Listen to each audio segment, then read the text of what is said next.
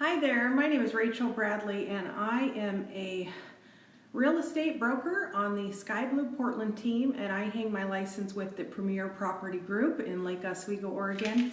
And today I am at a beautiful open house over off of Shoals Ferry Road, a mid-century modern home priced around $625. Absolutely gorgeous, been renovated throughout, original owners. It is phenomenal. But that's not why I'm making this video. I was just kind of sitting here reflecting. I've been talking to some clients and buyers as they've come through the open house, and I'm just kind of reflecting on the fact that I've noticed over the years how hesitant buyers are to talk to agents when they come into open houses. And I just wanted to kind of touch on a few things. I guess the main thing that I wanted to talk about is why buyers are so hesitant to want to talk to a realtor. And not only that, it's usually the unrepresented buyers. So buyers who do not have an agent and they do not want to talk to real estate agents. And I mean, I get it, right? You're at an open house, you just want to look at the house. Like, you don't want to be hassled by the agent that is there working. With that being said, I work a lot of open houses, and usually those are not my listings. And I am doing that because I do meet a lot of buyers. And a lot of times the agent at the open house is not the listing agent, which I don't think most people understand that.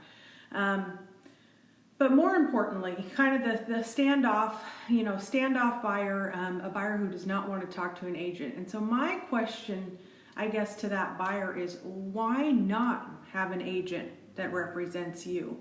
Even if you're in the early stages of looking, even if you're just getting a feel for what's out there, why not talk to those agents at the open houses and see if maybe you can connect with one?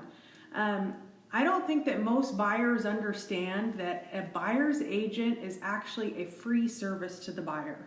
And people say, how can that be? How can it be free to the buyer? Well, I'm going to explain it. I think it was the late 80s when there was kind of the invention or the leaning towards buyer's agents. And before that, what was happening is the listing agent would basically be the one to handle the entire transaction. So as you can imagine, as a buyer coming in there, and the listing agent who's listed that house and been working with that seller is now going to be writing up this contract on your behalf. So can you imagine, trying to go through those inspections and saying, hey, there's something wrong with the sewer line. Can I get the seller to, help me out? Obviously, that agent already has that kind of vested interest with that seller. So my point is that today it's a little bit different. The late 80s, early 90s was when the buyer's agent was kind of invented, if you will. And it came about to protect buyers, because buyers were getting taken advantage of, and getting stuck in these transactions that they really didn't know anything about. And so today, what happens when a listing agent goes to a home is they agree with the seller what that commission structure is going to be ahead of time before the home is even listed. And that percentage, right, just comes out of whatever that purchase price is. So if a buyer buys a house for $500 and the listing agent agreed ahead of time that his percentage is 6%, that 6% comes out of that $500,000 at closing. So the buyer never sees any of this. It's the seller who sees this. But more importantly, that 6%, let's say, is what the listing agent uses to pay the buyer's agent. Or I guess you could say the seller uses it to pay the buyer's agent. But it's not really the seller, it's the listing agent. So the listing agent offers a percentage to the buyer's agent. And this is all predetermined ahead of time. Therefore, the buyer, right, is never paying for this. Now, if a buyer goes straight to a listing agent and says, you know what, I'm going to save some money, I'm going to buy this house from the listing agent, what happens typically is remember, that percentage has already been predetermined. So now that listing agent not only is your agent and the seller's agent, we call this dual agency, now they get to take double commission. So here you are at the end of, you finally found the house that you wanted. You've been not wanting to get too close to agents at open houses, and now you want this house. So what's going to happen is that listing agent's going to write it up. He's going to turn into a dual agent. Now he or she represents you and the seller, and they get a double commission. So as a buyer's agent, and I'm what's called an accredited buyer's representative. My specialty is working with buyers. I've gone through special training. I would not want to be represented like that. Even as a realtor, I don't know that I would want to be represented like that. When I go into a transaction, I like to have an agent. I like to keep my arm's distance from that. But so the bigger point, though, to the buyer is that the service is free to you.